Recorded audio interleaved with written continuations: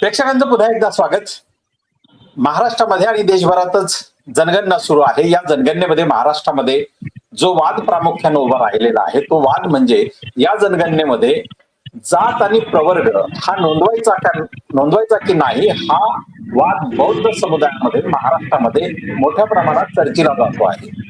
त्याचबरोबर उपवर्गीकरणाचाही प्रश्न आहे. मात्र आज आपली चर्चा ही जनगणनेमध्ये नेमकं आपण काय नोंदवायचं या संदर्भात बोलणार आहोत. आणि आपल्या सोबत महनीय अतिथी दलित पॅंथरचे संस्थापक, विचारवंत, लेखक आणि आंबेडकरी चळवळीचे आजचे सर्वात ज्येष्ठ नेते, कार्यकर्ते, विचारवंत, लेखक माननीय जे.बी. पवार सर, आपलं त्रिवेज मीडियामध्ये स्वागत आहे. आपण या विषयावर आपली मांडणी करावी. प्रिय बंधू आणि भगिनींनो, सविनय जय भीम. आज डॉक्टर बाबासाहेब आंबेडकर यांना 14 ऑक्टोबर 1956 या दिवशी बौद्ध धर्माची दीक्षा देणारे बनते यांचा आज 150वा जन्मदिन आहे. त्यानिमित्तानं मी बनते चंद्रमणी यांना अभिवादन करतो आणि या संदर्भात मी आपल्याशी ते संवाद साधू इच्छितो.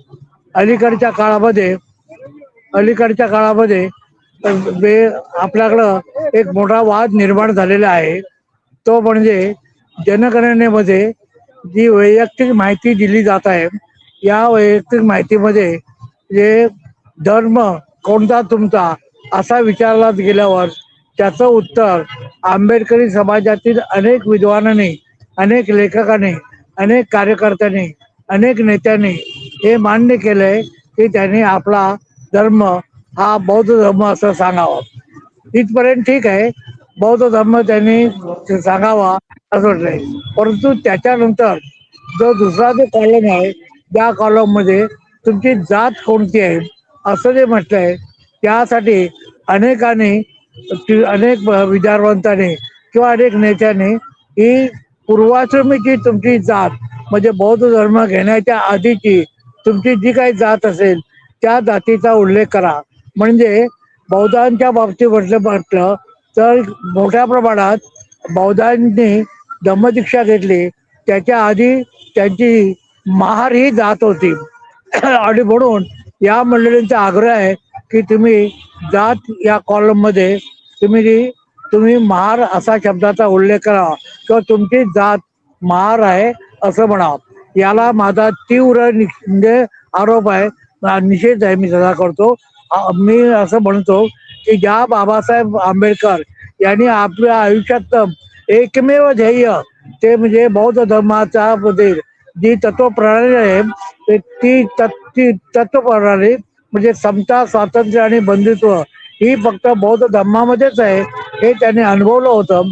आणि त्यांनी आयुष्याच्या सकाळी ठरवलं होतं, जेव्हा त्याला ते मॅट्रिक झाले आणि कळसकर गुरुजींनी जेव्हा त्याला तथागत गौतम बुद्धाचं चरित्र दिलं, ते चरित्र वाचल्यानंतर त्यांनी आयुष्याच्या सकाळी ठरवलं की त्या काळात त्यानंतर ते परदेशात गेले.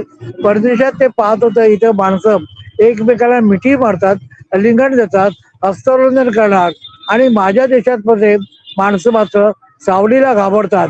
ही जी अत्यंत विचित्र अशी जी अवस्था होती ती बंद करण्यासाठी मला कोणत्याही पद्धतीची ज्या धर्मामध्ये समता आहे, बंधुत्व आहे, तो धर्म मला आणायचा आहे असं त्यांनी आयुष्याच्या सकाळी ठरवलं. परंतु त्यांनी त्याचा कुठेही जास्त उल्लेख केला नाही.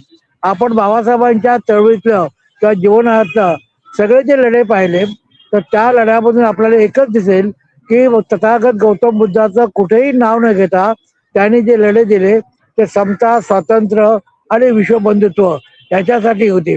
अगदी सुरुवातीचे ज्या बाबासाहेबांनी ज्या 4 प्रकारच्या ज्या बंद्या तोडल्या त्या बंद्या देखील तोडताना त्यांचा हाच उद्देश होता की या बंद्या तोडताना समता, स्वातंत्र्य आणि बंधुत्व हे कसं प्रस्थापित होईल त्यांनी पाहिलं. उदाहरणार्थ पहिली जी बंदी होती ती लोटी बंदी होती. लोटी बंदी म्हणजे आपल्या स्वतःच्या लोटीनं पाणी प्यायचं. मला पाणी पिण्याचं स्वातंत्र्य पाहिजे, मला पाणी पिण्याचं जसं इतरांना समता आहे तशी मला माझ्या लोटीनं मला समतेनं पाण्याचा गुणधर्म असा असतो की पाणी तुम्ही कसंही कशातही ठेवा. बाबासाहेबांनी पहिला प्रथम पाण्याचा लढा हातात घेतला. त्याचं कारण पाण्याचं अंगभूत तत्व असं असतं ते म्हणजे समता. पाणी तुम्ही कुठे असेल, सागरातलं पाणी असो, बाल्टीतलं पाणी असो किंवा एखाद्या लहानशा कपातलं जरी पाणी असेल तर ते पाणी समान पातळीत असतं. लाकडासारखं किंवा दगडासारखं ते उंच सकल नसतं, समानता असते. आणि म्हणून बाबासाहेबांनी या समतेसाठी त्यांनी पाण्याचा हा प्रश्न पहिला प्रथम घेतला. अगदी पाण्याने समता जशी बाबासाहेबांनी इस्टॅब्लिश करण्याचा प्रयत्न केला. 10 वर्ष कोर्टामध्ये लढले. 20 मार्च 1927 या दिवशी ती पाण्याचा संघर्ष केला. आणि पुढे 37च्या नंतर बाबासाहेबांना 1967च्या नंतर बाबासाहेब हा लढा जिंकले. कोर्ट कचेऱ्यामध्ये लढा जिंकले. त्याचप्रमाणे त्याने भेटीबंदीसाठी म्हणजे देव माझा रामकृष्ण माझा, परंतु माझ्या रामकृष्णाला मला भेटता येत नाही, त्याच्या नावाने मी उपासतापास करतो पण मला भेटता येत नाही, म्हणून ही माझ्यावर जी भेटीबंदी होती ती भेटीबंदी तोडण्यासाठी बाबासाहेबांनी काळेराम सत्याग्रह केला. त्याच्यात सुद्धा काय होतं की सगळ्या लोकांना जर मंदिरात प्रवेश मिळतो, समता असेल तर ती मला का समता नाही. आणि म्हणून या समतेसाठी, या बंधुत्वासाठी त्यांनी हा लढा केला. हे लढे उभारताना मग पुढची रोटीबंदी असेल किंवा बेटीबंदी असेल, या बंद्या तोडताना सुद्धा बाबासाहेबांनी हात गृहीत धरलं की मला समता, स्वातंत्र्य आणि बंधुत्व पाहिजे होते. बाबासाहेबांचे हे जे सगळे लढे आहेत ते सगळे आपण बारकाईने पाहिलं तर आपल्या लक्षात येईल. त्याने 1936 साली मुक्ती कोण पते असा प्रश्न विचारला होता. 10 मे 1924 या दिवशी बार्शी इथे त्यांनी जी परिषद घेतली होती तिथं त्यांनी राष्ट्रांतर, धर्मांतर आणि देशांतर या 3 मुद्दे मांडले. आणि तेव्हाच त्याने धर्मांतराला महत्व दिलं होतं. म्हणजे धर्मांतर हा त्यांच्या आयुष्यातला ते जरी बोलत नसले. 1935 साली येवले यांनी धर्मांतर करेन असं म्हटलं. कोणत्या धर्मात जाणार हे म्हटलं नाही, पण धर्मांतर करेन अशा प्रकारे त्यांनी घोषणा केली. 1936 साली त्यांनी मुक्ती कोण पते नावाचा जे अत्यंत प्रसिद्ध असं भाषण आहे, या भाषणाच्या शेवटी त्यांनी अत्तदीप म्हटलंय. आता अत्तदीप म्हटलं तर त्याचा अर्थ मी आपणा सगळ्यांना सांगितलंच पाहिजे अशातला भाग नाही. आणि ती तथागत करतो बुद्धाची ही विचारसरणी हेही मी आपल्याला सांगितलं पाहिजे अशातला भाग नाही. 1932 साली बाबासाहेबांनी 32च्या नंतर त्याने आपलं जे ग्रंथघर होतं राजगृह, या राजगृहाला त्याने राजगृह हे नाव दिलं.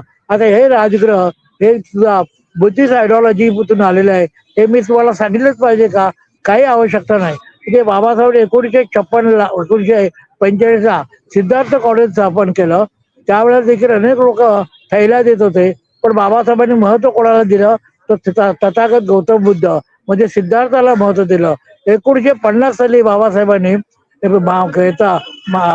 औरंगाबाद इथं जे कॉलेज स्थापन केलं त्या कॉलेजचं नाव काय दिलं तर मिलिंद दिलं. आता मिलिंद, नागसेन ही जी सगळे शब्द आहेत, या शब्दांच्या पाठीमागचं ह्या पाठीमागचा मी तुम्हाला सगळ्यांना अन्वय अर्थ सांगितला पाहिजे असं नाही. इतकंच नव्हे तर जेव्हा बाबासाहेबांना बाय होकार क्रूक त्याला कॉन्स्टिट्युशन असेंब्लीमध्ये यायचं होतं, काँग्रेस त्याला येऊ देत नव्हती. आणि तेव्हा जे ते कॉन्स्टिट्युशन असेंब्लीमध्ये आले त्यावेळेला ते ड्राफ्टिंग कमिटीचे चेअरमन झाले. तेव्हा त्यांनी मनोमन ठरवलं की मला ड्राफ्टिंग कमिटीचा चेअरमन झालोय, आता जे संविधान आहे ते संविधान मी तथागताच्या विचाराला अभिप्रेत असंच मी संविधान लिहीन असं त्याने केलं. आणि आपण पाहिलं तर प्रिॲम्बल पासून त्यांनी सुरुवात केली. प्रिॲम्बल मध्ये तरी काय त्यांनी समता, स्वातंत्र्य, बंधुत्व याचा हे केलंच आहे ना. म्हणजे ज्या बाबासाहेबांना पूर्ण आपलं आयुष्य एक धर्म, जो धर्म किड्या-मुंग्यांनाही महत्व देत होता त्याला, परंतु माणसाला महत्व देत ना, तो धर्म लाताडला त्याने. आणि त्यांनी 14 ऑक्टोबर 1954 त्यांनी बाबासाहेबांनी हा धर्म घेतला. असा बाबासाहेबांनी धर्म घेतला. आज जगातले सगळे लोक बाबासाहेबांच्याकडं, ही बाबासाहेबांनी जी क्रांती केली ही अशी क्रांती जगात कुठेही क्रांती झाली नाही. 1-2 माणसांचं धर्मांतर आपण समजू शकतो. हे धर्मांतर कधी तलवारीच्या, कधी भाकरीच्या बळावर झालेलं दिसतं. पण बाबासाहेबांनी जे धर्मांतर केले, एका वेळेला 5 लाख लोकांना त्यांनी बौद्ध धर्म दिलं. ते कुठल्या भाकरीच्या नाही किंवा त्यांनी कुठल्या प्रकारचं एखादं तलवारीचा उपयोग केला नाही, तर माणसाचं मन बदलण्यासाठी त्यांनी जवळजवळ म्हणजे 1920 पासून त्यांनी हा प्रकार सुरू केला आणि 1920 ते 1935 ला त्यांनी धर्मांतराची घोषणा केली आणि 1956 त्यांनी धर्मांतर केलं. बाबासाहेबांनी धर्मांतर केल्यानंतर धर्मदीक्षा दिल्यानंतर बाबासाहेबांनी 15 ऑक्टोबरला एक मुलाखत दिलेली आहे आपल्या नेत्यांना आणि आपल्या सगळ्या जे आता असे म्हणतात की आपण महारले असं म्हणतात त्या सगळ्या लोकांना मी विनंती करतो की किमान ती बाबासाहेबांची ती तरी मुलाखत वाचा आणि त्या मुलाखतीमध्ये बाबासाहेबांनी म्हटलंय की माझ्या आयुष्यातलं इथे कर्तव्य म्हणजे मला जे काय मिळवायचं होतं ते मी मिळवलंय म्हणजे बौद्ध धर्माचा मी स्वीकार केलाय असं बाबासाहेबांनी म्हटलं. म्हणजे अत्यंत आयुष्याच्या शेवटचं आपलं आयुष्यातलं जे इथे कर्तव्य होतं जे की माझ्या आयुष्यातलं जे महत्वाचं काम होतं ते मी पूर्ण केलंय असं आयुष्याच्या शेवटी बाबासाहेबांनी हे जे महत्वाचं पाऊल उचललंय त्या पाऊलाला आपण मागे खेचायचं आणि त्या ठिकाणी आपण महार लिहायचं. हे असे जे म्हणतात ज्याला महार लिहायचं असेल त्याला लखला भाऊ त्यांना पोटाचा प्रश्न असेल त्यांची पोटं भरवत हे त्यांनी लक्षात ठेवा. पोट कुत्री मांजर सुद्धा भरतात त्यामुळे पोटाच्या प्रश्नासाठी किंवा उद्या आरक्षणासाठी किंवा अशा साऱ्या गोष्टीसाठी बाबासाहेबांनी जे आपलं आयुष्याचे जे पूर्ण वेचलंय बौद्ध धर्माच्या प्रचारासाठी बाबासाहेबांनी बुद्ध आणि धम्म हा ग्रंथ लिहिताना किती वर्षे लावली त्यांनी किती परिश्रम घेतले हे सगळं जर आपण नाकारलंच असाल तर माझं काही म्हणणं नाही. आपण ते नाकारा आणि बाबासाहेब सुद्धा नाकारा कशाला बौद्ध धर्माचे तरी बौद्ध असल्याचं तरी म्हणता. तुम्ही बौद्ध असल्यास तुम्ही जर बौद्ध असाल तर तुम्ही बौद्ध धर्मामध्ये जाती नसल्यामुळे तुम्ही महार असू शकत नाहीत. त्यामुळे एक तर तुम्ही बौद्ध म्हणण्याच्या ऐवजी तिथे हिंदू म्हणा आणि ज्या ठिकाणी जात आहे त्या ठिकाणी तुम्ही काहीही लिहू नका अशी मी आंबेडकरी चळवळीमध्ये माझं आयुष्य गेलं. आपण सगळे मला ओळखता. मी त्या बळावर आणि मी केलेल्या माझ्या त्यागाच्या बळावर मी आपल्या सगळ्यांना विनंती करतो जे IAS अधिकारी असतील IPS अधिकारी असतील किंवा जे जे ज्या काही संघटना घेऊन जे बसलेले आहेत हे संघटनेचे लोक असतील या सगळ्या लोकांना माझं म्हणणं आहे की उद्या तुम्ही तुमच्या गावाकडे आधी पाहतोय आपण की तुमच्या गावामध्ये काल तो महार रोड होता तिथं तुम्ही आज अशोकनगर म्हणता, मुकुंदनगर म्हणता, आंबेडकर नगर म्हणता, सिद्धार्थ नगर म्हणता. ते सगळं पुसून टाका आणि पुन्हा एकदा तिथं ते महारवाडा म्हणा. माझं काही म्हणणं नाही. आपल्याला महार राहायचं असेल तर राहा. मी मात्र देवी पवार एक काही काळचा भारतीय बौद्ध महासभेचा जनरल सेक्रेटरी ज्यानं माही साहेबांच्या बरोबर काम केलंय, ज्याने भैया साहेबांच्या बरोबर काम केलंय, ज्याने प्रकाश आंबेडकर किंवा त्यांच्या पूर्ण बाबासाहेबांच्या फॅमिली बरोबर काम केलंय तो आपल्या सगळ्यांना एक नम्र विनंती करतोय की तुम्ही अशा प्रकारचं बाबासाहेबांचा अवमान करू नका. ज्या माणसानं आयुष्यामध्ये एकच काम केलं ते काम धुळीला मिळवू नका. ते धुळीला मिळवत असाल तर तुम्हाला बाबासाहेब आंबेडकरांचं नाव सांगण्याचा सुद्धा तुम्हाला अधिकार नाही असं मी आपल्याला म्हणतो. म्हणून माझी आपल्या सगळ्यांना एकच विनंती आहे की तुम्ही एकतर बौद्ध लिहा आणि बौद्ध लिहिल्यानंतर जातीच्या कायद्यामध्ये तुम्ही महार लिहू नका. तुम्ही महार लिहिलात आणि उद्या तुम्हाला एखाद्याने मारला म्हटलं तर तुम्हाला त्या कुठल्या तरी कायद्याच्या अंतर्गत त्याच्या विरुद्ध तुम्हाला जाता येणार नाही. कारण तुम्ही स्वतःच म्हणताय मी महार आहे. तुम्ही जर महार असाल तर तुम्हाला महारला म्हटलं तर त्याला राग येण्याचा प्रश्न येत नाही अशी मी आपल्याला पुन्हा एकदा विनंती करतो. आणि मी आपणाला नम्र विनंती करतो की बाबासाहेबांचा अवमान करू नका. कारण बाबासाहेब होते म्हणून तुम्ही झालात. बाबासाहेबांनी धम्म घेतला म्हणून तुम्ही धम्म घेतलेला आहे. तुम्हाला बौद्ध धम्म पटल्यामुळे तुम्ही धम्म घेतला नाही. बाबासाहेबांनी सांगितलं म्हणून तुम्ही म्हणतात. ज्या बाबासाहेबांनी 22 प्रतिज्ञा देताना धम्माबद्दल ज्या अपेक्षा केल्या त्या अपेक्षा तुम्हाला त्या पूर्ण करता येत नाहीत हे मला माहिती आहे. तरी सुद्धा माझी नम्र विनंती आहे की तुम्ही बाबासाहेबांचा अवमान करू नका. बाबासाहेबांचा अवमान करणं म्हणजे तुमच्या एकंदरच तुमच्या कर्तृत्वावर तुम्ही लाल फुली मारण्यासारखं आहे.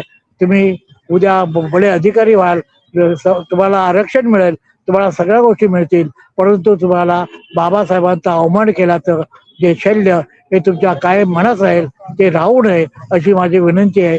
आणि म्हणूनच आपण कोणत्याही परिस्थितीत जात ही ते जात तुमची पूर्वाश्रमीची महार असली तरी ती जाऊ ना. आमच्या मुलांना आम्ही कधी काळी महार होतोय माहीत सुद्धा नाही. आता इतकी अवस्था प्रगत झालेली आहे. अशा वेळेला तुम्ही त्यांना कशाला पुन्हा एकदा त्या नको त्या चिखलामध्ये, नको त्या गटारामध्ये, नको त्या घाणीमध्ये त्याला पुन्हा त्याचे दर्शन घडवता. प्रिय बंधू आणि भगिनींनो, मी पुन्हा एकदा जयवी पवार आपल्याला विनंती करतो की काही झालं तरी तुम्ही महार लिहू नका, महार लिहू नका. महार पाहिजे तो कॉलम तुम्ही मोकळा ठेवा.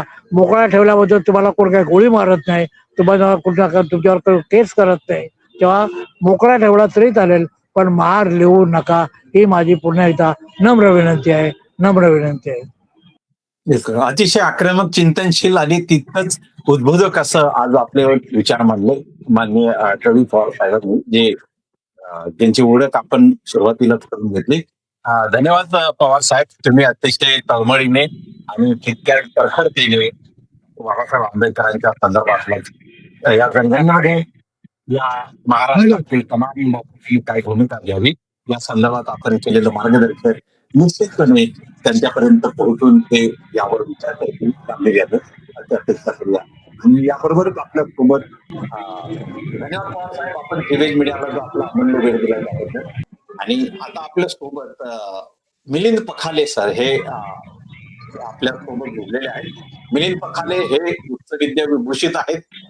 वर्ग एक अधिकारीच्या त्यांनी कार्य केलेलं आहे आणि त्याचबरोबर त्यांनी या बौद्ध धर्माच्या आणि पुरत राजकारणाच्या परिघामध्ये मोठ्या प्रमाणात काम केलं.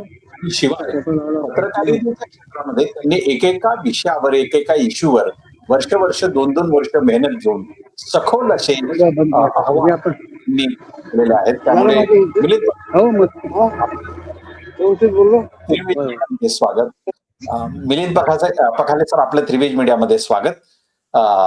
मगाशी आपण जयवी सरांनी जे विचार मांडले अतिशय तळमळीने, तितक्याच आक्रमक, तितक्याच चिंतनशील आणि तितक्याच विचारातून त्यांनी ते आपले सगळे या भूमिका या ठिकाणी मांडलेल्या आहेत. तर मी या ठिकाणी आज जनगणनेमध्ये महाराष्ट्रामध्ये जो वाद सुरू आहे की नेमकं काय नोंदवावं, 2-3 प्रवाह आहेत. या प्रवाहामध्ये की जनगणनेमध्ये निश्चितपणे जातही नोंदवावी आणि धर्मही नोंदवावा अशा प्रकारचा एक प्रवाह मोठ्या प्रमाणात सुरू आहे. तुमचं या एकूणच अनुषंगाने तुमचं स्वतःच असं मत काय? 2021 पासनं मी आणि आमचे नागपुरातले काही मित्र हा सर्व लोकांना सांगण्याचा प्रयत्न करतोय की बाबासाहेबांची जी धम्मक्रांती त्यांनी केली आहे, त्या धम्मक्रांतीला जे आता जयवी पवारांनी अतिशय सुस्पष्टपणे आणि प्रामाणिकपणे तळमळीने सांगितलं, त्याच्याशी आपण सुसंगत आपलं व्यवहार असावा, आपलं बिहेवियर असावं, प्रामाणिकपणे आपण ती मांडणी करावी, ही जयवी पवारांनी अतिशय चांगल्या तऱ्हेने सांगितलंय. मला असं वाटतं की जयवी पवार सारख्या ज्येष्ठ माणसांनी सांगितल्यावर याबाबत दुमत नको, महाराष्ट्रात दुमत नको. आणि जी काही मंडळी आज सांगतायत की बौद्धही लिहा, महारही लिहा, त्याबाबत माझा त्यांना एक जो महत्वाचा असा की बौद्ध आणि महार ही जी ती सरमिसळ करतायत, ही सगळी जी बौद्ध आणि महार लिहा असं सांगणारी जी मंडळी आहे, त्यांना माझा एक साधा, सिंपल आणि सरळ प्रश्न आहे. तो प्रश्न असा आहे की बौद्ध आणि महार हे लिहिणं कायदेशीर दृष्ट्या, सामाजिक दृष्ट्या, सांस्कृतिक दृष्ट्या आणि मानसशास्त्रीय दृष्ट्या ही जी सरमिसळ ही अतिशय चुकीची सरमिसळ आहे. मंडळींना माझा एक महत्वाचा आणि बेसिक प्रश्न आहे. तो प्रश्न असा आहे की बौद्ध आणि महार अशी जी सरमिसळ आहे ती कायदेशीर दृष्ट्या, सामाजिक दृष्ट्या, सांस्कृतिक दृष्ट्या आणि मानसशास्त्रीय दृष्ट्या ही कशी बरोबर आहे हे त्यांनी एकदा सांगावं. कायदेशीर दृष्ट्या जर बघितलं तर हिंदूमध्ये काही बौद्ध येत नाही किंवा महार हा काही बौद्धात राहत नाही. तर म्हणून हे कशा तऱ्हेने हे सांगतायत हेच मला सगळ्यात महत्वाचं आहे.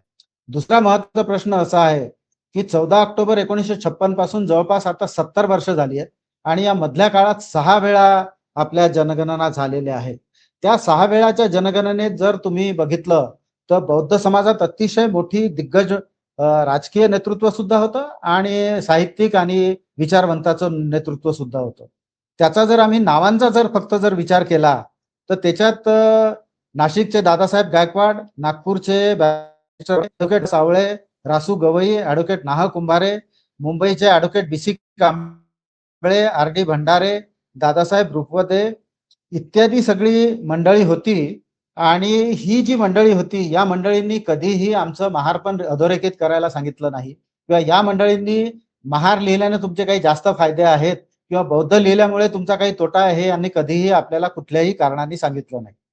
तसंच आपण साहित्यिक आणि विचारवंताचा जर विचार केला तर प्राचार्य मना वानखडे, प्राचार्य मभी चिटणीस, शंकरराव खरात, बाबूराव बागुल, वामनराव निंबाळकर, नागपूरचे जस्टिस भाऊसाहेब वाहणे, मुंबईचे प्राचार्य DN संधानशिव, गंगाधर पानतावणे, केशव मेश्राम, बंधू माधव, त्र्यंबक सपकाळे आणि त्यानंतरच्या काळात राजा ढाले, नामदेव ढसाळ आणि आता जे ज्यांनी बोलून गेले ते आपले जवी पवार साहेब, ही सगळी मांदियाळी असताना या दिग्गज लोकांनी असा जो आता निवृत्त अधिकाऱ्यांनी जो वाद निर्माण केलेला आहे आणि काहीही कारण नसताना हा वाद निर्माण केलेला आहे, त्यांच्याशी जर या दोन्ही ग्रुपची जर तुलना केली तर हे त्यांच्या खिसगंटीतही नाहीत आणि पासंगालाही नाही आहेत.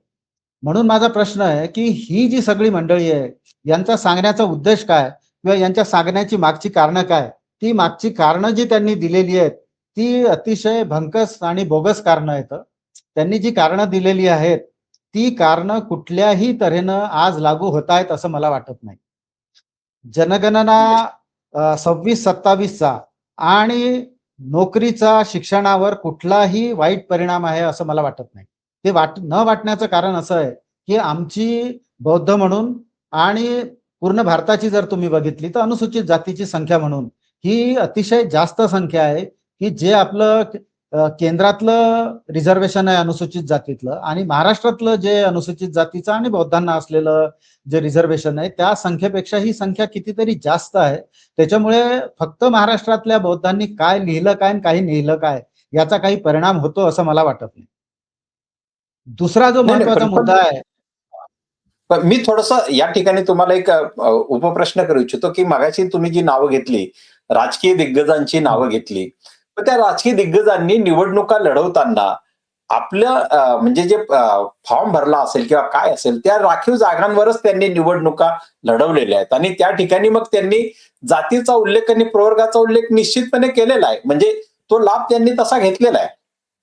जरी त्यांनी जनगणनेला बौद्ध असा आग्रह केला नसला तरी प्रत्यक्षात प्रॅक्टिकल लाईफ त्यांचं राजकीय हे जात लिहूनच पुढे राजकीय पद त्यांनी घेतलेली आहेत.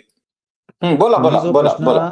आता मला विचारला त्या प्रश्नातच त्याचं उत्तर आहे की जनगणना आणि जनगणना 2026-27 आणि जे काही महाराष्ट्रातली आपण सर्व लोक अनुसूचित जातीचे फायदे घेतो आहोत त्या फायद्याचा आणि नोकरीतले फायदे असो किंवा शिक्षणातले फायदे असो किंवा राजकीय आरक्षण असो याचा अर्थार्थीही संबंध नाही, हेच त्याच्यावरून तुमच्या प्रश्नातून दिसून येतं. त्याच्यात दुसरा एक उपप्रश्न असा की देशभरात SCचं आरक्षण 15%, महाराष्ट्रामध्ये ते 13%. तर हे 15 म्हणजे महाराष्ट्रामध्ये ही जी संख्या आहे ही बौद्ध लिहिल्याने कमी दिसते अनुसूचित जातीची म्हणून 13% झालं की नेमकं काय आहे मग याच्या मागे? नाही, ही 13%ची मर्यादा दिलेली आहे ती अगदी सुरुवातीपासूनची आहे आणि तुम्हाला माहित असेल की नोकरी आणि शिक्षण हा जो आज सगळ्यात मोठा दुखरा मुद्दा आहे आणि महत्वाचा मुद्दा आहे, खूप लोक त्याच्याबाबत कन्सर्न आहेत. त्या मुद्द्याचा जर तुम्ही विचार केला तर असं दिसतं की त्याच्यावर सुप्रीम कोर्टाचा जो एक महत्वाचा निर्णय आहे 50%चं सिलिंगचा, तर त्या 50%च्या सिलिंगमुळे तुम्ही 13%च्या वर 15% झालात किंवा तुम्ही 25% झालात तरी तुमचं ते 13%ची जी मर्यादा आहे ती समोर जाणार नाही. किंवा काही लोकांनी एक असं मांडणी केली आहे नागपूरला की माझं त्यांना सांगणं हे आहे की 69% हे होणं जवळपास अशक्य आहे आणि कधी काळी जर झालं तर महाराष्ट्रातले मराठा झाले, जाट झाले किंवा गुजरात, तर ही जी संख्या आहे ही जी सगळी अतिशय मजबूत असलेली तिथल्या लोकल राजकारणावर प्राबल्य असलेली जी मंडळी आहे तेव्हा त्यांना 69%च्या वर जेव्हा जाईल, जर 69% पर्यंत समजा कायदा केला, कुठलं असं गव्हर्नमेंट आलं आणि त्यांनी जर कायदा जरी केला तामिळनाडू प्रमाणे, तरी पण तो त्या लाईनमध्ये आपण अतिशय मागे आहोत. आज आपली राजकीय ताकद कुठलीच नाही, तर आपल्याला काही कुठल्याच तऱ्हेनं ते वाढवून सुद्धा आरक्षण मिळायची शक्यता नाहीये.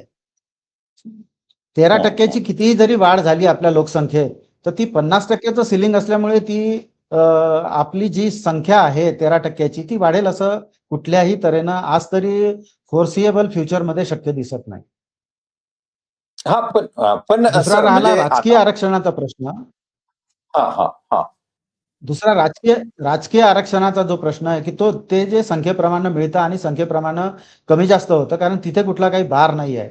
पण तो जो राजकारणाच्या सीट्सवर होणारा जो परिणाम आहे, तो अत्यल्प परिणाम आहे. आणि समजून घ्या, एक उदाहरण आहे, की एका गावात ग्रामपंचायतच्या 11 जागा आहेत, तर ती जर काही संख्या वाढली तर त्या 11.5 जागा होतील, 12 जागा होतील. तर तो असा मार्जिनल अत्यल्प आणि शेवटच्या टोकाचा तो काय म्हणतात ते परिणाम आहे. त्या परिणामाची आम्ही एवढी काही चिंता करण्याची आवश्यकता याच्यासाठी नाही, की राजकारणातलं जे आरक्षण आहे ते 1952 पासून कुचकामी ठरलेलं आहे आणि तेव्हाच 1952च्या इलेक्शन नंतर बाबासाहेबांनी ते नाकारलेलं आहे. आणि तुम्ही जर बघितलं तर दर 10 वर्षांनी जे राजकीय आरक्षण आहे त्याची जी मर्यादा वाढवल्या जाते, तुम्ही कधी बघितलं आहे का, की कुठल्या राजकीय पक्षांनी आंबेडकरवाद्याच्या किंवा अनुसूचित जातीच्या ऑल इंडियाच्या कुठल्या पक्षांनी मागणी केलेली आहे आणि त्या मागणीमुळे ते 10 वर्षाचं आरक्षण पुढच्या 10 वर्षासाठी वाढवलेलं आहे. याचा अर्थच दर 10 वर्षांनी जे आरक्षण तुम्ही न मागता जे तुम्हाला वाढवून मिळते, त्याचं कारणच आहे की ते ज्या देणाऱ्या व्यवस्थेलाही ते माहित आहे की हे निरुपयोगी आहे म्हणून, किंवा त्याचा उपयोग त्यांच्या फायद्यासाठी कसा करायचा हे त्यांना 52 पासून त्यांनी आतापर्यंत सगळं त्याची व्यवस्था लावलेली आहे. तर म्हणून राजकीय आरक्षण हा काही, मला असं वाटतं, जनगणनेच्या बाबत आज आपण काही विचार करावा असा महत्वाचा मुद्दा नाहीये. बिलकुल. पण सर म्हणजे आता मी थोडा तुलनात्मक एक प्रश्न विचारू पाहतो, की जसं आता ओबीसीच्या आरक्षणासाठी सर्वोच्च न्यायालयाने ट्रिपल टेस्ट किंवा डेटा हा त्यांना आवश्यक सांगितला आणि डेटा अवेलेबल नसेल तिथं ते ओबीसी आरक्षण मान्य होत नाही. तो जर आपण भाग पाहिला तर ही जी जनगणना आहे ही एक प्रकारे डेटा गोळा करण्याची, म्हणजे ते सामाजिक प्रवर्ग, जात आणि ह्या सगळ्या गोष्टी यांचा एक डेटा गोळा होतोय आणि त्या डेटाच्या आधारे तुमच्या पुढच्या ज्या गोष्टी आहेत, काय आरक्षण असेल, प्रतिनिधित्व असेल, हे काही सगळं काही ठरवण्याचा, त्यासाठी निधी असेल, कोटा असेल, या सगळ्या ठरवण्याचा हा बेसिक भाग आहे. मग असं असताना हा उजागर होऊ नये किंवा हा समोरच येऊ नये किंवा हा डेटा गोळाच होऊ नये किंवा या डेटाला आपण सहकार्य करू नये, ही भूमिका कितपत व्यवहार्य अशी वाटते तुम्हाला? मला असं वाटतं तुमचा जो प्रश्न आहे तो प्रश्न अगदी बरोबर आहे. पण आजची जर तुम्ही राजकीय परिस्थिती बघितली, आजची जर निर्णय घेण्याची जी परिस्थिती बघितली, तर तुम्हाला असं दिसेल की कुठलाही कायद्याचा, डेटाचा किंवा अजून कुठले जे काही सर्वसाधारण जे 2014च्या अगोदरचे जे काही कन्सिडरेशन्स होते ते कन्सिडरेशन आज केल्या जात नाही. त्याच्यातलं सगळ्यात महत्वाचं उदाहरण म्हणजे राम जन्मभूमीचं जो डिसिजन आलेलं आहे ते डिसिजन, किंवा आता काल परवा जे आलेलं मथुरेच्या बाबतचं डिसिजन, किंवा तुम्ही जर बघितलं तर बजेटच्या बाबत बघितलं तर 35,000 करोड रुपये नाशिकच्या कुंभमेळ्यासाठी दिलेले आहे. तर याचा कशाशीही लोकसंख्येशी किंवा कशाशी संबंध आहे असं मला वाटत नाही. बडी बडी जी मंडळी म्हणताहेत की मोठे विचारवंताचं जर मी नाव घेतलं तर क्रिस्तोफर जेफरलो म्हणतात की इथे हिंदू राष्ट्र हे डिफॅक्टो आलेलं आहे आणि हिंदू राष्ट्र हे डिज्युरे येण्यासाठी, मला असं वाटतं, हा सगळा आटापिटा आहे. याचा तुमच्या आरक्षणाशी, तुमच्या लोकसंख्येशी, तुमच्या कुठल्या नियमाशी, तुमच्या कुठल्या बजेटशी याचा काहीही संबंध नाही. ही जी सध्या भ्रम, भीती आणि शब्दछल वापरून जी ब्राह्मणवाद्यांची नीती होती, त्या ब्राह्मणवाद्याच्या नीतीलाच आज RSS समोर नेत आहे आणि त्या RSSला च्या प्रमाणे जे आजचे आपले निवृत्त अधिकारी त्याचीच री ओढून हे आज समोर करत आहेत. मी हे असं का म्हणतो, कारण जर तुम्ही बघितलं की महार लिहा याच्यातली जर तुम्ही मंडळींची नावं जर बघितली तर ही जी नावं आहेत ही नावं अतिशय RSS BJP मध्ये जे कामं करतात ती अतिशय दिग्गज मंडळी आहे, की जसं नागपूरचे RSSचे वरिष्ठ स्वयंसेवक आणि भाजपच्या अनुसूचित जाती मोर्चाचे माजी राष्ट्रीय उपाध्यक्ष अशोक मेंढे, किंवा मुंबईचे समरसता मंचचे प्रमुख माजी आमदार भाई विजय गिरकर, किंवा विदर्भातले BJPचे माजी मंत्री राजकुमार बडोले, किंवा नागपूरचे माजी आमदार मिलिंद माने, ह्या मंडळींसोबत जी मंडळी आहे त्या मंडळींनी का राहावं असं माझा त्यांना प्रश्न आहे. की जर मी नावं घेऊन जर म्हटलं तर तुमच्या मुंबईचे दिवाकर शेजवळ किंवा नागपूरचे माजी सनदी अधिकारी श्याम तागडे आणि त्यांच्यासोबत असलेली सगळी जी मंडळी आहे, ती मंडळी, नाही ही नाही जी सगळी मंडळी आहे, दिवाकर शेजवळ किंवा ही सगळे श्याम तागडे हे त्यांची भूमिका मांडतायत, त्याच्यावरून आपण ते संघाच्या लोकांचे जवळचे आहेत हे कसं काय म्हणू शकतो आपण नेमकं? ते नाही भूमिका नाही, मांडतायत संघाच्या ना. लोकांच्या जवळचे आहेत असं माझं म्हणणं नाही आहे. माझं हा हा माझं म्हणणं असं आहे की जी संघाच्या महत्वाच्या लोकांची लाईन आहे आणि ती अजून आता स्पष्ट होत जाईल, ती अजून स्पष्ट होत हम्म. जाईल, त्याच्यातले अजून काही इव्हेंट समोर यायचे आहेत. तर त्यांची आणि या लोकांची जी एकत्रता आहे, एकता आहे, एकाच मताची आहे, हे का असावं? म्हणजे जे आमचे ब्राह्मणवादी पारंपरिक जे आम्ही आमच्या भाषेत जर आम्ही विचार केला तर आम्ही शत्रू ही भाषा वापरत नाही.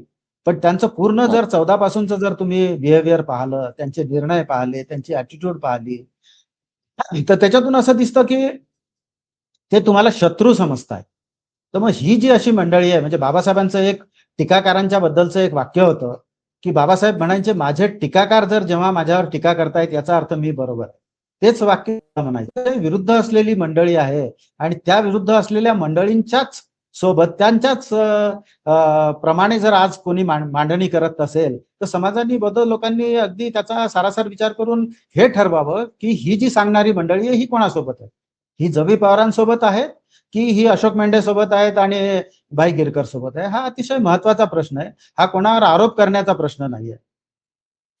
नाही नाही, म्हणजे आता या संदर्भामध्ये जे भूमिका घेत आहेत की जनगणनेमध्ये धर्माबरोबर आपली जातही लिहा, त्यांचं दुसरं एक हे म्हणणं असं आहे की आता म्हणजे वस्तुस्थिती जर आपण पाहिली की ग्रामीण भागामध्ये ज्या वस्त्या आहेत त्या वस्त्यांवर जो सामाजिक अन्याय अत्याचार होतो त्याच्या विरोधात जर दाद मागायची असेल तर अॅट्रॉसिटी कायदा असतो जो जातीवरच आधारलेला आहे. त्यामुळे अशा ज्या सुरक्षित कायद्यांच्या ज्या ठळक बाबी आहेत या जनगणनेमध्ये जर समजा जात नोंदली नाही आणि ती संख्या कमी झाली तर त्या अॅट्रॉसिटीच्या ऍक्टवरही काही परिणाम होणार आहे का की नाही? म्हणजे नेमकं काय तुम्हाला मग या संदर्भात सांगता? मी स्वतः खैरलांजी चं जे बौद्ध हत्याकांड आहे त्याच्यात जवळपास 4 वर्ष सातत्यानं काम केलं आणि खैरलांजी हत्याकांड असं एकुलतं एक हत्याकांड आहे. म्हणजे 1969चं जे किलेवेमणीचं हत्याकांड आहे तामिळनाडू मधलं, त्याच्यापासून 24चं जे खरडा कोपर्डीपर्यंत आहे, त्या सगळ्यात आरोपींची निर्दोष सुटका झालेली आहे. फक्त काय खैरलांजीच्या याच्यातच असं एकुलतं एक प्रकरण आहे की ज्याच्यात कन्व्हिक्शन झालेलं आहे आणि असं कन्व्हिक्शन झालेलं आहे की त्यांच्या डेड बॉडीज फक्त जेलच्या बाहेर येतील. की जी विदाऊट रेमिशन त्यांना जी जन्मठेपेची शिक्षा झालेली आहे, सुट्टी नाही अशी जी झालेली आहे, ही अतिशय महत्वाची बाब आहे.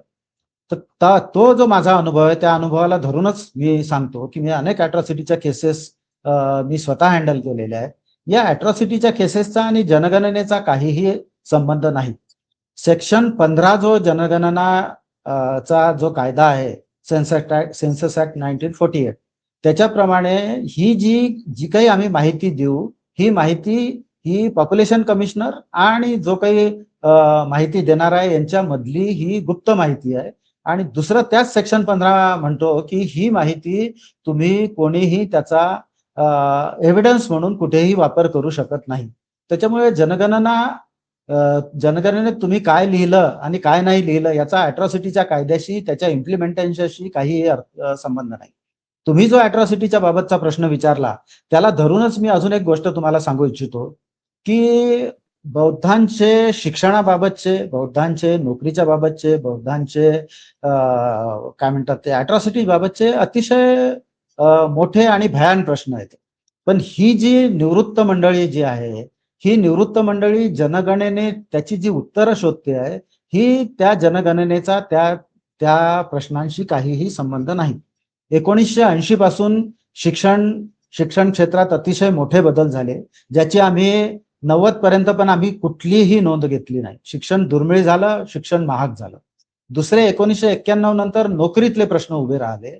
नोकरीतले प्रश्न असे उभे राहिले की प्रायव्हेटायझेशन मुळे नोकऱ्या कमी झाल्या. कांत्रटीकरणामुळे तिथे एका कंत्राटदाराला देऊन तो हजारो कामगार लावत होता त्याच्या मर्जीप्रमाणे. तिथेही त्यांचं वेगळ्या तऱ्हेनं शोषण होत होतं. तिसरी महत्वाची बाब म्हणजे जे आरक्षण नोकरीतलं मोजायचं आहे, जे आरक्षण बढतीतलं मोजायचं आहे, त्याचे जे इंटरनल जे रूल्स होते, त्या रूल्समध्ये नंतर असे बदल केले गेले की आरक्षण मोजताना सुद्धा ते कमी दाखवलं आणि बढती मोजताना सुद्धा ते कमी दाखवलं गेलं. त्याच्यानंतर 14च्या नंतर जो सगळ्यात मोठा जो आघात झालेला आहे तो आहे लॅटरल एंट्रीचा. लॅटरल एंट्रीच्या मार्फत जे आता RSS बीजेपीचं सरकार आहे, यांनी सरळ सरळ डेप्युटी सेक्रेटरीच्या लेव्हलचे अधिकारी जे नेमले ते सरळ सरळ RSSचे लोक नेमले. त्यांना त्याच्यात कुठलंही त्यांनी क्वालिफिकेशन बघितलं नाही, कुठला अनुभव बघितला नाही. फक्त त्यांना वाटलं की बा या माणसाला इथे टाकायचं आहे म्हणून त्या तऱ्हेनं त्यांनी अशा भारतभर वेगवेगळ्या डिपार्टमेंटमध्ये त्यांच्या नियुक्त्या केल्या. आता हे सगळे जे प्रश्न आहेत हे अतिशय मूलभूत प्रश्न आहेत. हे प्रश्न नाही आहेत असं नाहीये, माझं म्हणणं नाहीये. हे प्रश्न सगळे प्रश्न आहेत. तुम्ही जो प्रश्न विचारला तोही प्रश्न आहे, पण या प्रश्नांची उत्तरं जनगणनेत नाही. या प्रश्नांची जी उत्तरं आहेत ते आमच्या लढ्यात आहेत आणि या प्रश्नांची उत्तरं जे मागच्या 30 ते 35 वर्षात आमचा जो सामाजिक राजकीय नाकर्तेपणा आहे त्या नाकर्तेपणात आहे. जसं मी एक तुम्हाला उदाहरण घेतो की जसं 2014 साली RSS बीजेपीचं गव्हर्नमेंट सत्तेवर आल्याबरोबर त्यांनी स्टेट प्लॅनिंग कमिशन जे होतं सेंट्रल गव्हर्नमेंटचं ते बरखास्त केलं आणि तिथे त्यांनी नीती आयोग आणला. या नीती आयोगाचं एक महत्वाचं मेकॅनिझम होतं आणि ते मेकॅनिझम असं आलं होतं की जे अनुसूचित जातीचे आणि अनुसूचित जमातीचे जे खासदार लोक आहेत त्यांनी एक प्रावधान करून घेतलं होतं की बजेटचा एक काही हिस्सा SCP म्हणून तो शेड्यूल कास्टसाठी आणि TSP म्हणून तो शेड्यूल ट्राईबसाठी त्यांनी त्याच्यात त्याचं प्रावधान असल्यामुळे तो सगळ्या डिपार्टमेंटना तो लागू होता आणि त्याच्याप्रमाणे मीही ज्या डिपार्टमेंटमध्ये काम केलं तर तिथं आम्हाला ग्रांट यायचं, तर ते जनरलची ग्रांट यायची, SCPची ग्रांट यायची आणि TSPची ग्रांट यायची. तर हे मेकॅनिझम जेव्हा त्यांनी स्टेट प्लॅनिंग कमिशन बरखास्त केलं आणि नीती आयोग आणला तेव्हा त्याच्यातलं सगळं मागचं पुसल्या गेलं. इव्हन स्टेटचे जे अधिकार होते ते सगळे पुसल्या गेले. पण तेव्हा ही जी निवृत्त अधिकाऱ्यांची जी काही सगळी फौज आहे हे एका शब्दानेही त्यावेळी 2014ला एका शब्दानेही बोलले नाही की बाबा हे असं असं तुमचं नुकसान झालंय किंवा असं नुकसान होणार आहे. हे आम्ही उच्च अधिकारावर बसलेलो आहोत, आम्ही सेक्रेटरी लेव्हलला बसलेलो आहोत, आम्ही चीफ सेक्रेटरी लेव्हलला बसलेलो आहोत. तर हे नुकसान होतं हे त्यांनी तुमच्यासारख्या जे पत्रकार लोक आहेत त्यांनाही सांगितलं नाही किंवा माझ्यासारखा कार्यकर्ता जो आहे त्यालाही सांगितलं नाही. आणि हे न करता त्यांनी 35 वर्षाच्या नंतर त्यांची झोपेतून खडबडून जागे झाले आणि सगळ्या प्रश्नांची जी उत्तरं ते सध्या जनगणनेत शोधत आहेत हे चुकीचं आहे, हे मुळात माझं म्हणणं आहे. त्या प्रश्नांची जी उत्तरं आहेत ती वेगवेगळ्या ठिकाणी आहेत, ती आम्ही आंदोलनातून सोडवली पाहिजे. बोला बोला बोला बोला बोला. ती आम्ही आंदोलनातून सोडवली पाहिजे, त्याच्यावरचा आमचा दबाव वाढवला पाहिजे आणि तो दबाव वाढवून ज्या मार्गाने बाबासाहेबांनी आपल्याला आपले अधिकार मिळवून दिले हे आपण कधीही लक्षात घेत नाही. त्याचं आपल्याला महत्व नाहीये की बाबासाहेबांनी आपल्याला कुठल्या जोखडातून मुक्त केलेलं आहे, बाबासाहेबांनी आपल्याला कुठले अधिकार मिळवून दिलेले. बाबासाहेबांनी जे अधिकार मिळवून दिले तर त्याचं कंपॅरिझन कुठेही होऊ शकत नाही. इतकंच काय, जे अमेरिकेत जी तिथली काळ्यांबद्दलची जी पॉलिसी आहे त्या काळ्यांबद्दलच्या पॉलिसीला कुठलाही कायदेशीर आधार नाही. त्यांच्या चांगुलपणातून ते जे काही काळ्यांचे फायदे करून देतात ते प्रायव्हेट सेक्टर मधले असो किंवा गव्हर्नमेंट सेक्टर मधले असो ते फायदे ते करून देतात, त्याला कुठलाही कायदेशीर आधार नाही. बाबासाहेबांचं जे इतकं इनोव्हेटिव्ह आणि इंजेनियस त्यांचं जे ब्रेन होतं त्या ब्रेन मधून ते आलेले कायदे आहेत की जी जगात कुठेही व्यवस्था नव्हती ती व्यवस्था त्यांनी आपल्याला करून दिलेली आहे. आणि आपल्याला त्याचं महत्व नसल्यामुळे आपण क्षुल्लक जी बाबी आहेत जनगणनेसारखी त्याच्यात आपली उत्तरं शोधतो. जी बाबासाहेबांनी आपल्याला प्रावधानं कायद्याने दिलेली आहे त्या कायद्याच्या बेसिसवर आपले अधिकार आहेत, तर त्या अधिकारासाठी आपण भांडू ना.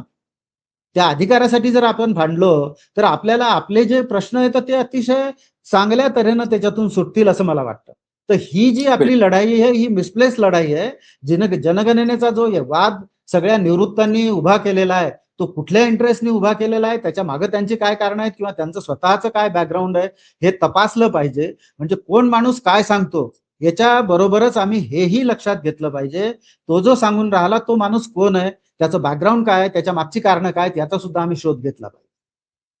बरं, एक शेवटचा प्रश्न विचारतो की मगापासून तुम्ही निवृत्त अधिकाऱ्यांनी बुवा ही भूमिका घेतलेली आहे.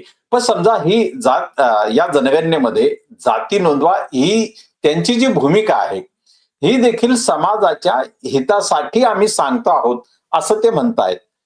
तर याच्यामध्ये नेमकं मग त्यांचं भूमिका चुकीची कशी आहे? मग चुकीची का वाटते आहे? आणि दुसरं म्हणजे या अनुषंगानं या जनगणनेमध्ये बौद्धांनी मग नेमकी काय भूमिका घ्यावी याचंही तुम्ही संक्षिप्तमध्ये सांगा. मी अगदी सुरुवातीलाच तुम्हाला म्हणालो होतो, की बौद्ध आणि महार ही जी ती सरमिसळ करत आहेत, ती कायदेशीरदृष्ट्या, सामाजिकदृष्ट्या, सांस्कृतिकदृष्ट्या आणि मानसिकदृष्ट्या ही अतिशय चूक आहे. ही कशी बरोबर आहे, हे जर त्यांना वाटतंय, तर त्यांनी बसून सांगावं. मी इथे नागपुरातही जो 11 एप्रिलला जो परिसंवाद झाला होता, त्या परिसंवादाचे जे आयोजक होते त्यांना हीच विनंती केली होती, की तुम्ही परिसंवाद घेतायत, ठीक आहे, चांगली गोष्ट आहे, तुमचं इंटेन्शन चांगलं आहे. तुम्ही जो कॉलेजमध्ये जर तुम्ही बघितलं असेल, तर आपल्या कॉलेजमध्ये डिबेट व्हायचं. एक फॉर बोलायचा, एक अगेन्स्ट बोलायचा, परत दुसरा फॉर बोलायचा, तिसरा अगेन्स्ट बोलायचा. तर म्हटलं या दोन्हीही जे संवादाचे फॉर्मॅट आहेत, यांनी हा प्रश्न सुटणार नाही. त्यापेक्षा तुम्ही असं करा, की 5 लोक तुम्ही ज्यांना महार लिहावं असं वाटतं त्यांना बोलवा. मी 5 लोक घेऊन येतो आणि आपण शांतपणे चर्चा करू. त्यांना त्याच्यातली ही भीती वाटत होती, की तिथे बाचाबाची होईल. तर म्हटलं मी जे 5 लोक घेऊन येतो, आमच्याकडे भरपूर मुद्दे आहेत, तर आम्ही बाचाबाची करण्याचा काही प्रश्नच नाही. दुसरा राहिला जो सगळ्यात महत्वाचा याच्यातला प्रश्न आहे, तो आहे उपायाचा. तो उपाय याच्यावरचा काय? तर माझं स्पष्ट मत आहे आणि जे मी इम्प्लिमेंट करायचा माझ्या ताकदीनं, माझ्या परीनं नागपुरात प्रयत्न करत असतो. तो प्रयत्न हा आहे आणि तो प्रयत्न असा आहे, की आपण आपली प्रामाणिक राजकीय ताकद उभी केली पाहिजे. जोपर्यंत आपण आपली स्वतंत्र प्रामाणिक राजकीय ताकद उभी करणार नाही, तोपर्यंत आपले कुठलेही प्रश्न सुटणार नाहीत. कुठलाही मेनस्ट्रीमचा जो पक्ष आहे, मग तो काँग्रेस पक्ष असो किंवा अजून कुठला असो, काँग्रेस पक्षातला एखादा मोठा नेता असो, की जो अतिशय लिबरल तऱ्हेनं बोलतो, जो अतिशय कडव्यापणानं RSS वर टीका करतो. पण जेव्हा तुमच्या आणि माझ्या प्रश्नाचा जेव्हा संदर्भ येतो, तेव्हा त्यांची जी भूमिका आहे ती मेनस्ट्रीम पॉलिटिक्स सांभाळण्याचीच असते. हा आतापर्यंत आमचा स्वातंत्र्यानंतरचा अनुभव आहे. जेव्हा जेव्हा आमची ताकद होती, जेव्हा पहिल्यांदा बौद्धांना ज्या महाराष्ट्रात सवलती मिळाल्या, तेव्हा आमची ताकद होती. तेव्हा दादासाहेब गायकवाडांनी निगोशिएशन्स करून ते मिळवलं. 1990ला जो अर्धवट मिळालेला आहे असं मी समजतो, त्यावेळेस महाराष्ट्रातले दिग्गज नेते किंवा भारतातले दिग्गज नेते जे अनुसूचित जातीचे आहेत, रामविलास पासवान झालं किंवा मुंबईचे अरुण कांबळे झाले, की जे जनता पक्षाचे महाराष्ट्राचे अध्यक्ष होते, किंवा बाळासाहेब आंबेडकर झाले, की ज्यांची सलगी व्ही.पी. सिंगांसोबत होती. ही मंडळी होती म्हणून आमचे प्रॉब्लेम सॉल्व्ह झाले. तर म्हणून आम्ही त्याच्यातून धडा घेतला पाहिजे, की जे बाबासाहेबांनी अगदी पहिलं निवेदन जे बाबासाहेबांचं आहे साऊथ बरो कमिटी समोरचं, ते अडल्ट फ्रँचायझीचं, म्हणजे सर्वांना समान मताधिकार मिळावा त्याचं आहे. तर अगदी मरेपर्यंत 56 पर्यंत त्यांनी राजकारण सोडलं नाही. तर हा राजकारणाचा जो वसा आहे तो आम्ही सोडला आहे. आम्ही राजकीय दृष्ट्या निवडणुकीच्या राजकारणातून स्वतः आम्ही संपवून घेतलेला आहे. मीही एका राजकीय पक्षात 12 वर्ष काम केलं. त्याचा माझा अनुभव असा आहे, की आम्ही स्वतःलाच आतून पंक्चर करतो. आमची जी ताकद आहे ती ताकद आम्ही दाखवत नाही.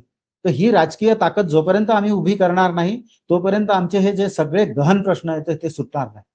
दुसरा जो तुम्ही निवृत्तांबाबतचा प्रश्न विचारला, त्याच्यात मी त्यांना एक प्रश्न विचारू इच्छितो, की नोकऱ्या किती आहेत भारतातल्या?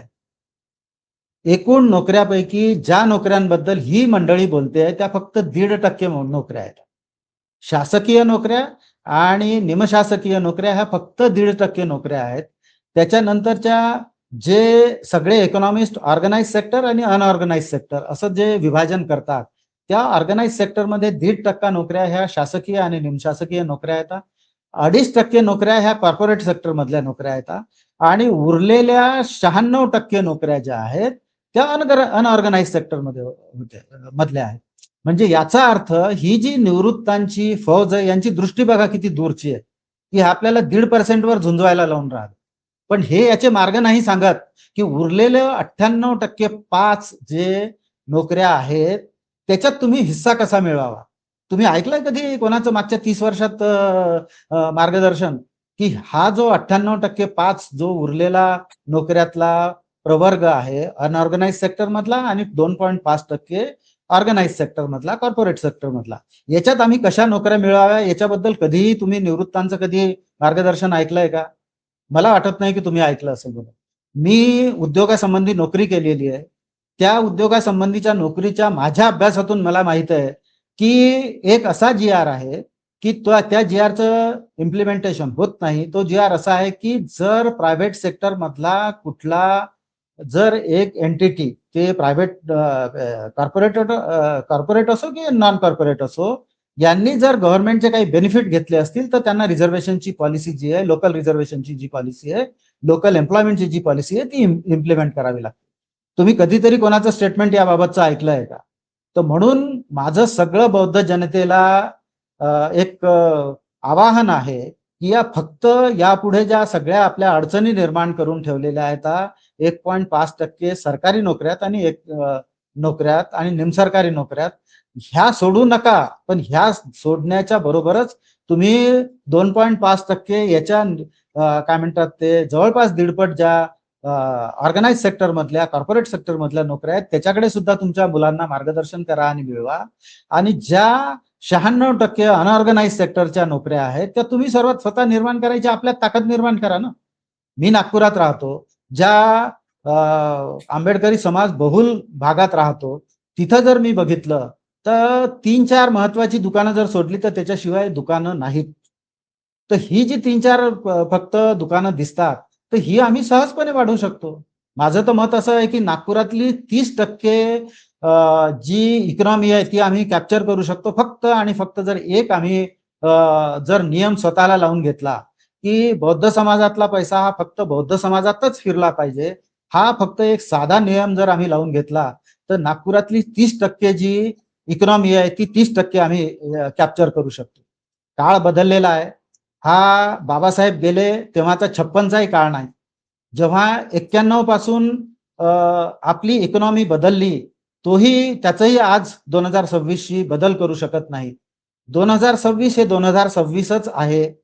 आज जर तुम्ही मागच्या 3 महिन्यावर नजर टाकली तर अमेरिकेसारख्या दिग्गज राष्ट्राला, ज्याची मिलिटरी पॉवर आहे, ज्याची इकॉनॉमिक पॉवर आहे, जे कुठल्याही जगातल्या राष्ट्रावर हल्ला करू शकतं, त्याला इराण सारख्या मूलतत्ववादी लांब पांढरी दाढी असलेले जिथले जे लोक आहेत की ज्यांना आपण असं समजत होतो की हे तर एका दिवसात अमेरिकेच्या समोर अगदी नेस्तनाबूत होतील, त्या इराण सारख्या मूलतत्ववादी ज्यांना आपण समजतो त्या राष्ट्रांनी अमेरिकेसारख्या बलाढ्य शक्तीला घुटण्यावर आणलेलं आहे. याच्यापासून आम्ही बौद्धांनी काही धडा न घ्यावा?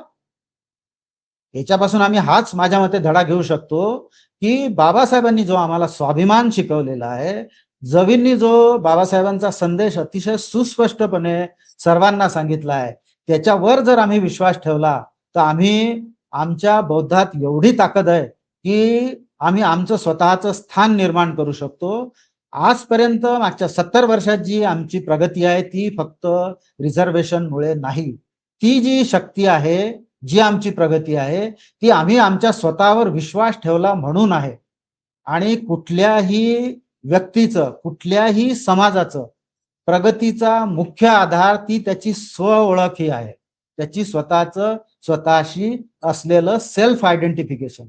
माझं बौद्ध म्हणून जे जवी पवारांनी आता सांगितलं ते बौद्ध म्हणूनचं जे आयडेंटिफिकेशन आहे ते स्वाभिमानी असण्याचं आहे. ते जगातल्या कुठल्याही शक्तीला, ती जातीवादी शक्ती असो की भांडवलवादी शक्ती असो, त्याची टक्कर द्यायची माझी मानसिक तयारी आहे. अशी जी माझी स्वतःची ओळख आहे, या ओळखीतून आमची पुढच्या पिढ्यांची प्रगती होईल. आमच्या पुढच्या पिढ्यांची प्रगती देवय माय, लटक माया गळ्यात महारकीचं गाडगं यानं आमची प्रगती होणार नाही. आमची प्रगती, आमची स्वओळख बौद्ध म्हणून जी आमची बाबासाहेबांनी करून दिलेली आहे, जो आमचा दैदिप्यमान आणि जागतिक ज्याला वारसा आहे, अशा बौद्ध धर्माशी आमची जी तुटलेली नाळ जोडून दिलेली आहे, त्याची आम्ही परत उजाळणी करूया आणि येत्या जनगणना 2026 मध्ये फक्त आणि फक्त बौद्ध म्हणून नोंद करूया. असं सर्वांना आपल्या मार्फत आवाहन करतो आणि मला असं वाटतं की थांबतो. जय भीम. धन्यवाद सर. आपण त्रिवेज मीडियाच्या या चर्चासत्रामध्ये आपण सहभाग घेतला, आपला अमूल्य वेळ दिला. माननीय जवी पवार आणि माननीय मिलिंद पखाले सर, आपल्या दोघांचेही मनापूर्वक मी आभार व्यक्त करतो. धन्यवाद. जय भीम.